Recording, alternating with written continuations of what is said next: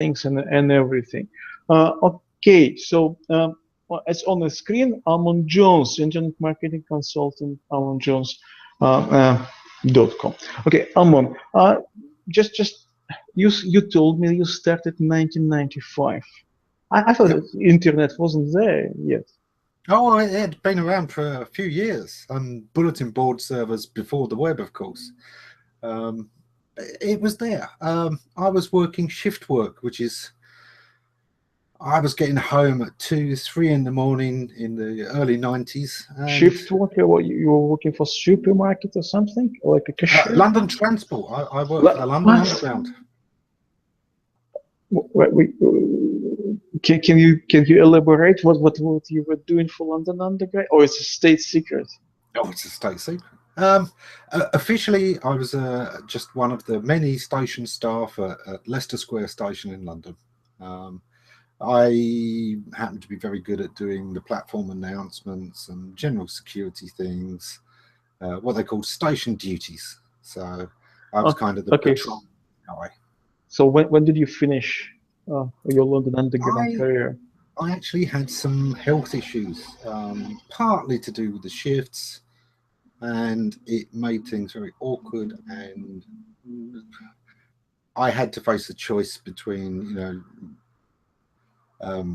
just giving up the job and trying a different field. And I moved into IT support with London Transport briefly.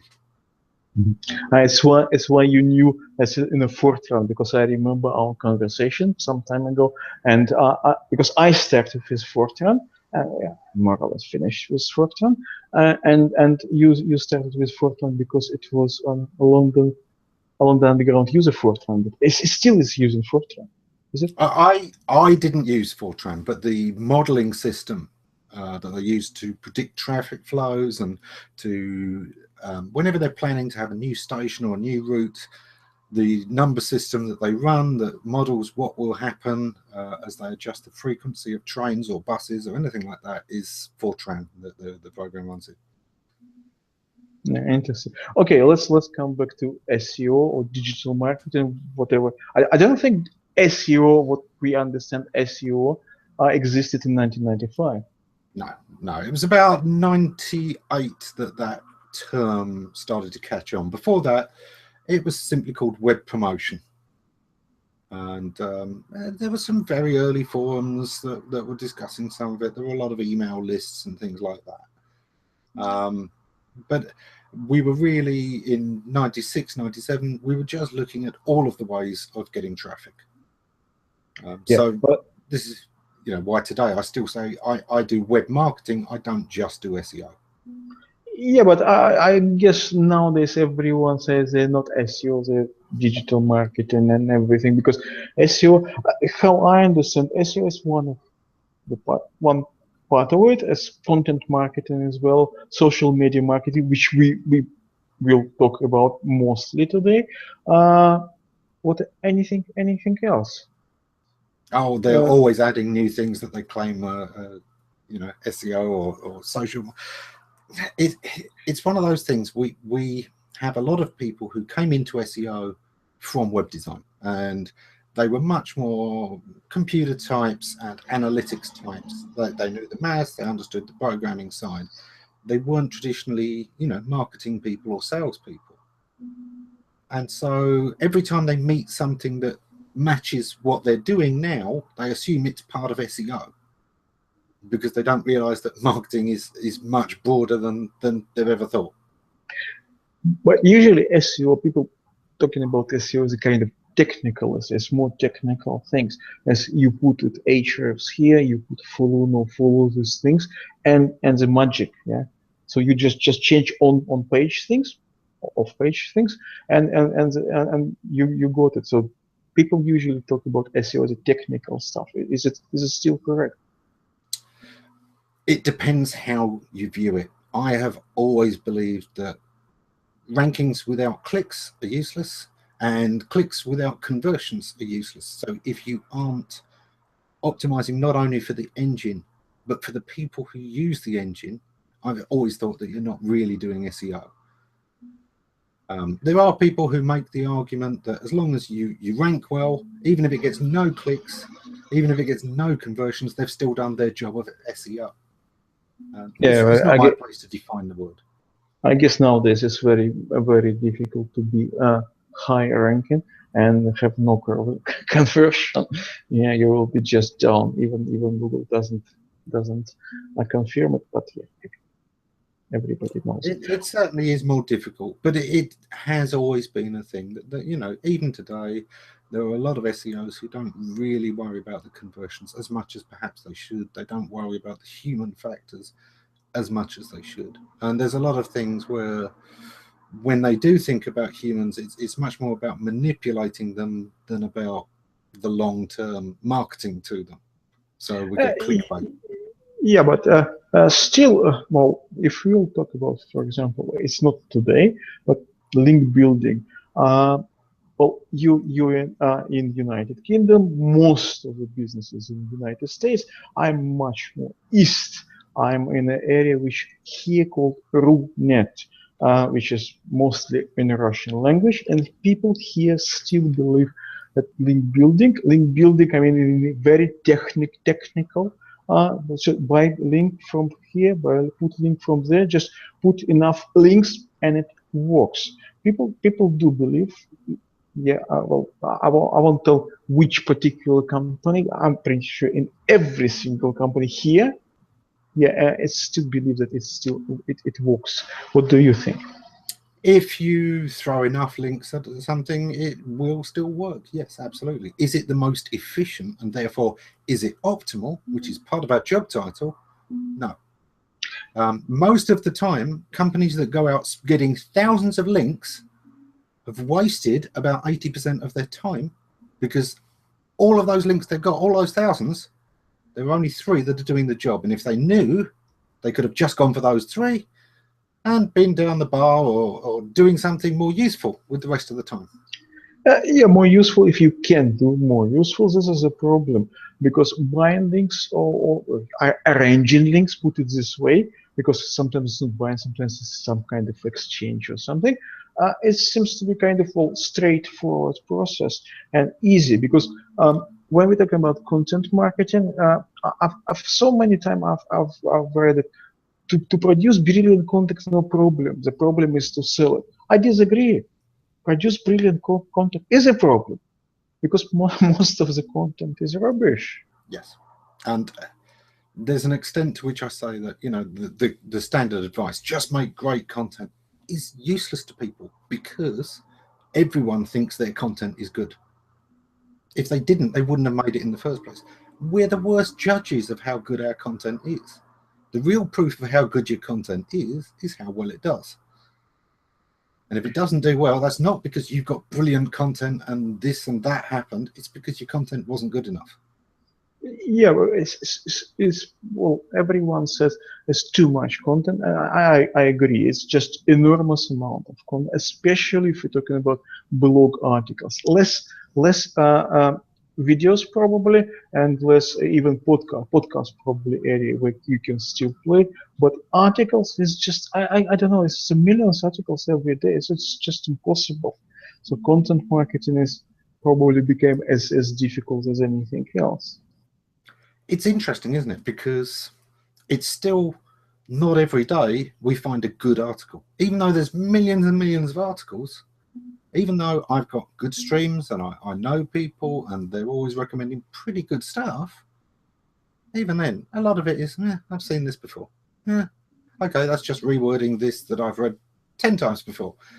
There's not that much great content. And when something great comes out, it still does very, very well. But is it because people believe that quantity is more important than quality? Partly. And partly it's that they believe they have to do quantity. There's a lot of advice these days that, you know, you must publish every day. You must publish several things every day. You've got to tweet at this time, and you've got to do this at this time, and everything to a schedule. And the truth is, a great post will take you a week or 2 weeks to make one post. So that idea of posting every day, forget it. That's never going to create even one piece of great content. Yeah. Okay. It's all about content marketing. Let's come back to social media marketing. What we want to talk about. Actually, well, I'll ask a stupid question. What's the difference between content marketing and social media marketing? Well, this is certainly where it does get interesting. I mean, content is the thing that people want to know about. Social media is much more about the interaction. It's about the people instead of about what they want. It's about who they are, and how they want us to be. And I think a lot of people, the first place they go wrong with social media is immediately seeing it as another place to publish. You don't need another Oh, place to publish. You've got thousands of places to publish, and social media has only one difference over Blogger and LinkedIn articles and all these other things. Most of the time, it's a smaller playground. That's it. It's got less people. Social media, well, even the biggest platform, is smaller than the web itself because it's only a part of the web. well, from this point of view, of course, even taking into account that Facebook is what one half of the web or similar size. It sometimes seems that, and to certain people, yes, Facebook is half of their entire internet activity. But those Well, people are not often very serious users of the internet. They'll buy the odd thing, but not very many things. because why I ask this stupid question about content marketing and social? Because I look at my Facebook and a line and I see basically the same articles I've seen right in Twitter and everywhere. So basically, people use a lot of people using using medias like Facebook or Twitter just to share some articles. Sometimes not even their articles. Actually. Yeah. Well, this is one of the things, and this is why I'm saying this is the mistake. Social media, its main value isn't for you to talk, it's for you to listen. I've worked with a lot of marketing companies over the years, and I used to work with some market research companies. And before the internet, the standard thing was if a company wanted to know anything about whether a product was going to work or what people were going to think of it and get some refinements before beta testing, what you did was you hired a panel. Now, to hire a panel of people, a market research company would charge £50,000 UK. That's about $80,000. You can work out your own conversions from there. And that would get you a group of maybe 10 people and a couple of experts to make sure you weren't biasing the decisions, and they'd ask some questions, and you'd get a full report on how people have reacted to this thing from there. In other words, you've got less information than social media is giving you all of the time if you just open your ears. And that was £50,000, $80,000. This is how much social media is worth to you. That's not about how much you publish, that's about how much you listen. And the first thing anybody should be doing with social media, don't publish one thing until you've got your listening strategy right, until you're not only listening to the people talking about you and your company and your brands, but also the people who are talking about issues and problems they have that your business serves. So if you had a cleaning company, any talk about cleaners or cleaning in the office is stuff you should be listening to, because there is going to be information in there about the problems people have, about the services they wish they had, about the things that products don't do that they wish they did. In other words, free ideas on how to make the product that everybody already wants to buy, that you don't have to then sell hard because they're already just saying, please, somebody do this, take my money.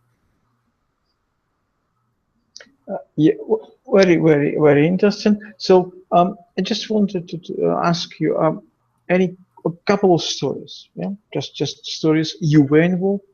I mean, what's nowadays yeah, they like to call case study. And just tell me a story. So you were involved, or somebody you personally know, some success, not big one, not necessarily doesn't matter scale, but successful use of social media marketing. Well, let me go old school for the first example, because we tend to think of social media as social networks, and it's not. The internet itself is social media. The whole thing was built for people to talk to each other all over the place. and the bulletin boards, the forums were all social media. They just didn't have somebody else's logo at the top. So understanding that forums were one of the first forms is certainly very interesting, and everything that was known about managing forum communities should apply to your social media today. But I'm going to talk about community management within a company, with a company that needed, they were user-generated content. It was a consumer review site, and we had 20,000 UK members. There were more members in the German site, the Spanish site, the Italian site, the French site. So we had these companies all over Europe, each with their own language versions, and we asked people to give their opinions on products. The interesting part was, of course, user-generated content is user-generated content. It tends to be very, very variable. So the first thing we needed to do was actually do some social engineering. And this is where you let people know the kind of content you want and why it's in their interest to produce it.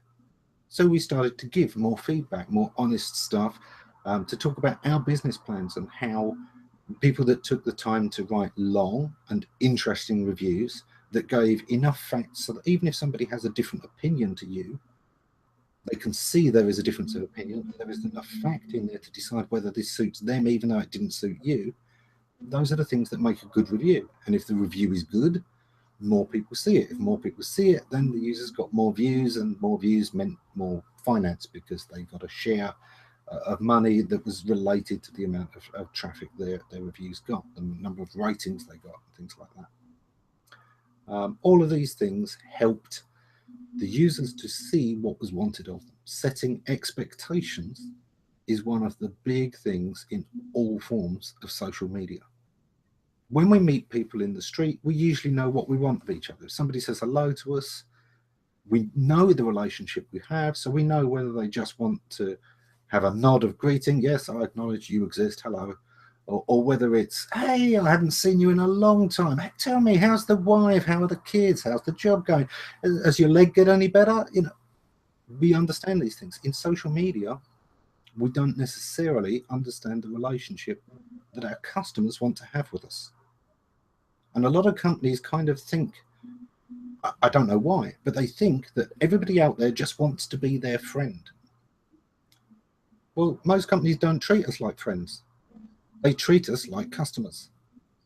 We don't think, especially big corporations, are friends. You can't call Coca-Cola your friend, or I don't know, Google, for example.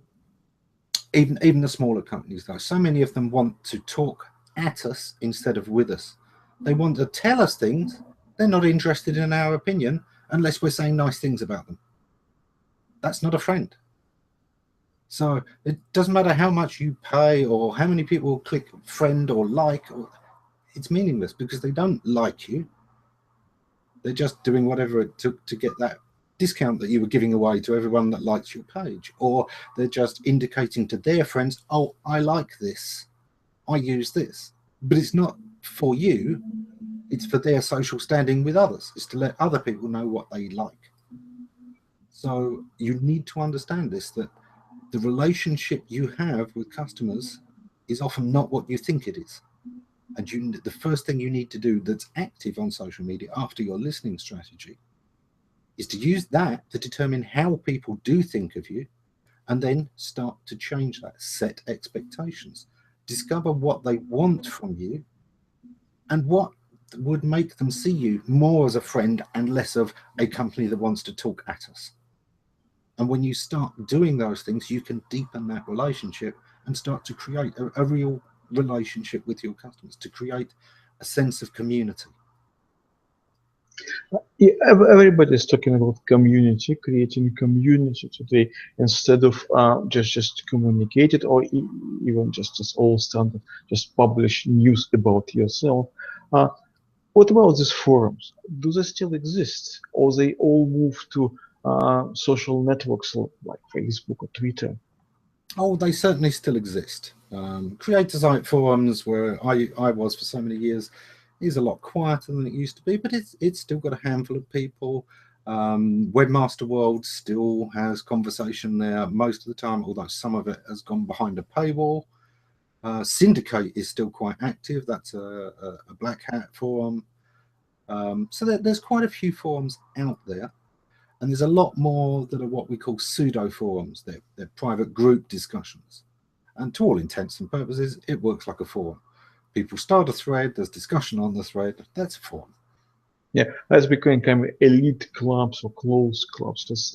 But I guess still, when everybody said social media marketing, most of the people, they think about Facebook, Twitter, well, Google Plus. I don't really think so. It's kind of elite club and a small one. So we are talking basically Facebook #1, is it? Still, for size, definitely Facebook is the #1. However, just because Facebook has the most people doesn't mean it has the most influence on those people. There are a lot of people who have Facebook because everyone expects them to have Facebook, and they hardly spend any time there. There's a lot who have really learned to filter out most of the stuff that's in their streams. They just interact with a couple of groups there. So Facebook isn't necessarily what people think it is. And there are people, of course, who use Facebook primarily for the games, and they only interact within the games. They've got no idea what articles have been posted. Yeah, I doubt many people really read articles. It's my personal opinion. A lot of people click like on the article of what your friend or somebody you know or some Facebook friend uploaded, and people even share without reading. I don't know. I don't have a statistic, but I think reading is very low. Not many people. Probably in Google Plus, people read more, but Google Plus is much smaller. But when you talk to people, so many people say, "Oh, yeah, Facebook is I don't like Facebook. I have to be there. I like Google Plus, but it's there is no business there." Is this what your opinion as well? Facebook is remarkably like Twitter. It's mostly about people going there to see what their friends are up to and what people they know are up to. It's kind of the news headlines for us. It's our people we know and things that we've opted into, what's happening with them today. And we're looking at headlines, we're looking at little bits of detail. We're not interested in long stories. This isn't a newspaper. We're just scanning the headlines kind of thing. And when you've got interesting headlines, Facebook can do quite well, provided you are somebody that people are interested in. So you think if headlines is interesting or image is correct, people will click and read? You think so? Yes, but the interest can be narrower. So gaming companies, things to do with leisure tend to do very well because Facebook really isn't about business. Yeah. Very few of us even talk business on Facebook. But from this point of view, it seems to be there is no difference between what you're saying, no difference between Twitter and Facebook. So basically the same. If headlines is good, I click. If it's not good, it's just gone. So it seems to be no difference. But Facebook is doing well, remarkably well, and Twitter seems to be from bad to worse. Twitter is more important with the influencers than Facebook. And there is some big money going on for, paid content from influencers for Twitter, the same as there is for YouTube. Facebook, there's very little of that. There are very few people who are famous on Facebook who make a lot of money, unless they're also famous on Facebook because they're famous on some other channel that's worth something. So there's a lot less of that. Facebook has games, and because it has games, it has the statistics that, oh look, people spend hours on Facebook. Yes, they do. They're playing Scrabble, they're playing with Farmville, they're playing with something else, and they're doing that for hours. They're not reading articles for hours. They're not reading their friends list for hours.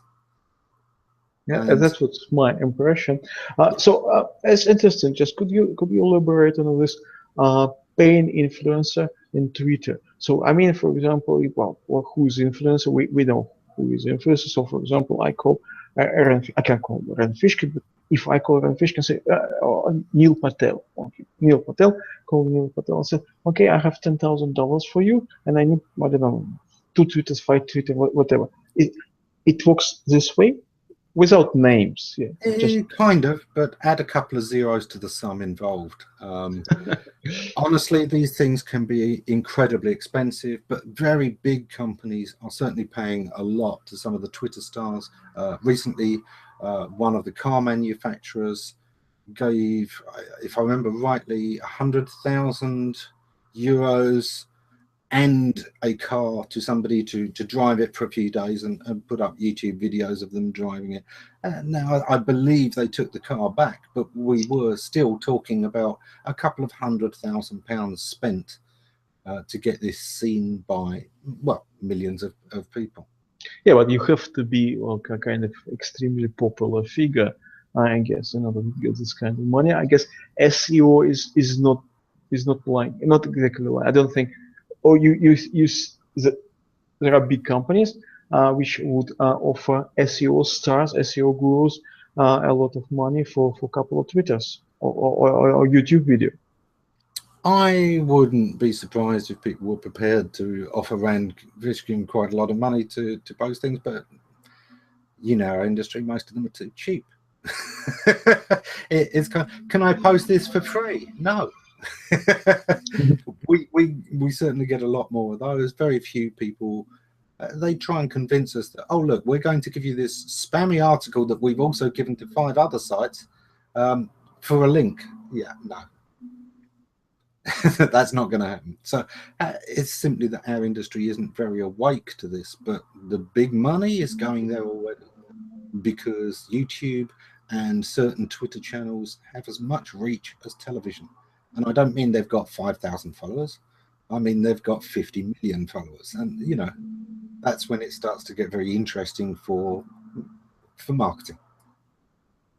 Okay, so let's talk about Twitter a little bit. Everybody's saying future is not orange, yeah, for Twitter.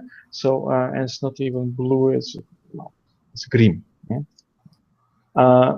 What's your vision of future for Twitter? Where should it go to survive, or you think it's just fine? The interesting thing with all of the social media is because people spend so much time there, the prediction at the moment from a lot of people is that the future isn't search engines, it's bots. It's a helper on Twitter, or, you know, a helper on Facebook, or a helper on Snapchat that you can, in the middle of one conversation, you can just ask it a question and it will find you the answer. You can ask it to book you a flight somewhere and it will book you that flight.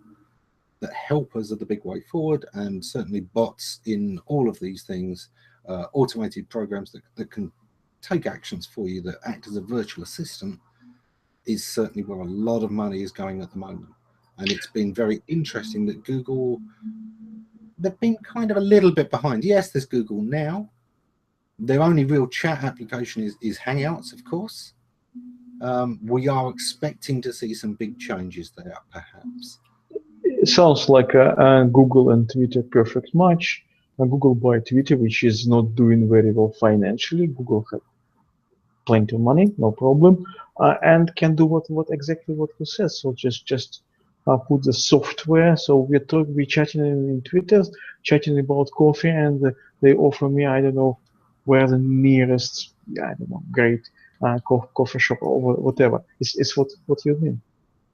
Well, it's interesting because there is one social media platform people miss as a social media platform, but it's huge. It's maybe the biggest of them all. It's called YouTube. Yeah. And if you watch some of the vloggers and the interaction they have and the length of the comment streams, you suddenly realize, yeah, to a lot of people, YouTube is a social media channel. YouTube the same time as a search engine. I think it's a second search engine in terms of how many queries they do. Yeah. So it would, in a lot of ways, make more sense for Google to work from YouTube than to buy in another platform that maybe it's unlikely that it's completely compatible with Google software. Yeah, well, this is, I don't know, obviously, but Not every. Well, I've done. You know, I'm hosting a lot of webinars and everything. But we had this conversation with Arish Wanda, I think, over Twitter. Not everyone for video and not everyone for long video. So a lot of people, for example, if I want to learn something, I would most likely to read it. For me, it's kind of easy and more adjustable. So YouTube is one thing, and Twitter could be completely different. But we use YouTube in what, for most YouTubers, is completely the wrong way. We tend to do 30-minute and hour discussions, which are at least two times as long as they should be for YouTube. YouTube content should be between 5 minutes and 15 minutes long. Yeah, it's absolutely true. So for this conference, we will have in a few days, we have Eric Enge and Mark Traphagen, and they're doing video, which is every video is 5 to 7 minutes. Yeah. So it's what you're talking about. Exactly that. And you can be incredibly successful when you keep it to that format, because YouTube is mostly about the short, succinct, quick answers, which is much more comparable with reading. Yes, I could read it in 2 minutes, or I can watch the video in 5 minutes and do something else while listening to it. And it makes sense then. But when it's an hour and to read the transcript might only take 10 minutes, well, you start to see the difference. Yeah, this is absolutely agree, but still a lot of things, you can't use video for everything. For example, if I want to buy tickets, video won't help. Yeah, I know how the aircraft looks like. I don't really care. I just needed to see a schedule and the price. Yes, most of the time, yes. Video can still be useful because you can have a quick visual of where they need to go to check in, what the process is, how they get from the check-in to the departure gate. That kind of thing can still be useful. Nobody's really done it yet. Video is very useful, for example, for some kind of newish product. I don't know, some artificial intelligence inside a vacuum cleaner. Yeah, and you see the video, you understand what's the difference. But when you want to buy it, you won't go use video. You're gonna use, I don't know, some price comparison site or something like that. Yeah. So yeah, there's certainly that. But video chat can still be quite useful in those situations where customer support, where you can see the person you're dealing with. It's not just some voice on a line. That can still be very powerful in giving customers more faith in the answers they're given. They can see the compassion in the eyes of the person they're talking to. They can see that, you know, this person actually gives a damn. Yeah, well, I have a kind of mixed feeling. Yes. Because, well, maybe you want to see a customer who is, maybe you don't, and sometimes you don't want they see you. Yeah, maybe you're not dressed fully. Okay, so you don't. Yeah, well, yeah, I'm buying vacuum cleaner and I'm in my house. Well, I'm not saying you have to have a video. I'm just saying that the customer support representative can be seen. Yeah, well, yeah, You don't need to have video two ways. That would be too much bandwidth. But outgoing video, I don't see any harm with that. Even if it was just taking a snapshot every 10 seconds or so, just to show you this is a real person in a real office. So you think, yeah, because of probably technical problem potential, or they already know about it, Google is not going to buy Twitter, even it seems, well, kind of logical. You think the technical problem is a major point? It's not that. Google have bought products in the past, and they've never been shy to buy something. When they wanted YouTube, they went out and bought YouTube. When they wanted DeepMind, they went out and they bought DeepMind. Google is not shy to buy companies. It hasn't bought Twitter. That tells me they're not going to buy Twitter. If they were going to do it, they'd have done it.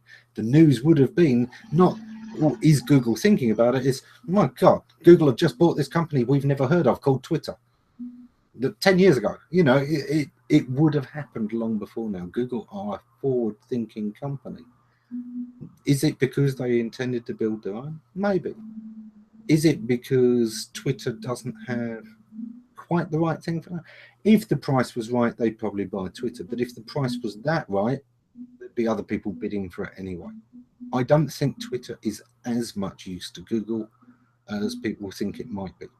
Google have the seeds to have much of the same stuff. What's really useful to Google about Twitter is that people use it to break news. And when you want to know that a word has just changed in meaning radically, Twitter is brilliant for that data. Yeah, exactly. And Google is feel not the burn. Feel the burn is this term that came up in America. We've all heard it around the world.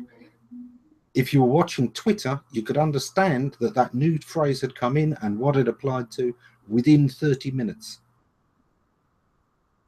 And that's the kind of speed that Google needs to be able to react to the changing of language, the way that particular things relate to specific entities and concepts. You know, that's where this whole direction has been going. Yeah, but Google has Google News, but they're not as quick. Well, Google News is fed by what they're learning on Twitter. Yeah, well, depends, but yeah, Twitter is obviously the quickest way to get news if it's a kind of sensational news.